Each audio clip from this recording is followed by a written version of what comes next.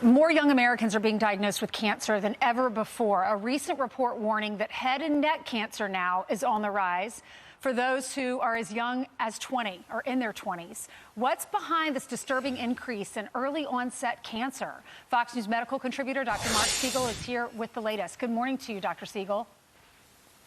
Hi, Ainsley. How are you? I'm doing well. What is going on? Why are so many younger people getting cancer?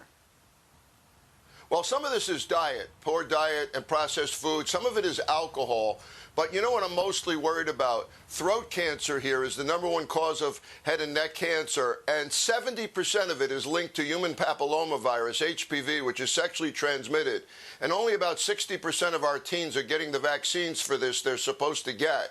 And so this is the big problem. The good news there, if there's good news, is that HPV-related throat cancers are curable, Ainsley, 80 to 90% of the time with chemo and radiation. And now we're using advanced robotic techniques. Dr. Davouri at NYU is using the robot on head and neck cancers to tremendous success.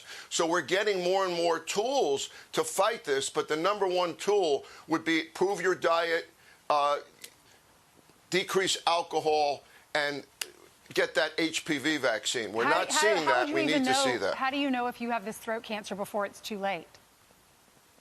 That's a really good question, and that obviously surveillance is one. If you see a bump on your lip, that's one. If you have a sore throat, that's another way to tell. If you see anything abnormal in your throat whatsoever, you should be getting it checked out these days. And the most important thing is don't say I'm too young, because about 10%, we got 70,000 new cases per year of head and neck cancer. About 5 to 10% of them are now in young people. People have to be on the lookout. They simply have to survey their throat and their mouth and their lips and their tongue. And I know cervical cancer is on the rise for women 30 to 44 as well. So go to the doctor for your yearly exams.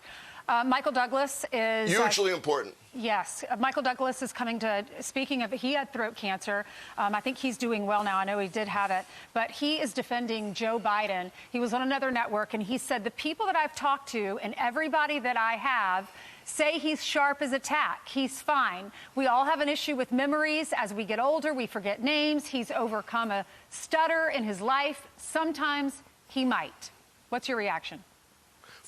First of all, great bridge, because Michael Douglas beat throat cancer, which was HPV-induced, and he beat it, so he's a great spokesperson for that. But as far as a spokesperson for Biden here, I don't think so. He played the American president in 1995, okay, but that's fictional. We're talking fictional here. And yeah. President Biden is using ads saying he's sharp as a knife, and Michael Douglas, sharp as a tack. I'd rather hear from Bill Clinton what he thinks about President Biden, because President Biden has chronic atrial fibrillation, which can lead to cognitive problems. He had brain surgery in 1988, which can lead to cognitive problems. And Clinton's advisor, Sosnick, wrote in the New York Times in February, let's hear some wisdom. If you want to fight these ideas, because 60% of Americans think he's not mentally fit to serve, Ainsley, if you want to fight those ideas, fight them with wisdom, not with ads. Fight them with cognitive tests and MRIs that Dr. Siegel's been asking for a year or two now. The way to do this isn't to bring out a fictional president to say that he's okay. Well, and he did play a president, and he is an actor. Absolutely. Dr. Siegel, thank you so much for coming on with us. Douglas was great as president, by the way, but yeah, he's a little too old to run. Good to see you. Thank you.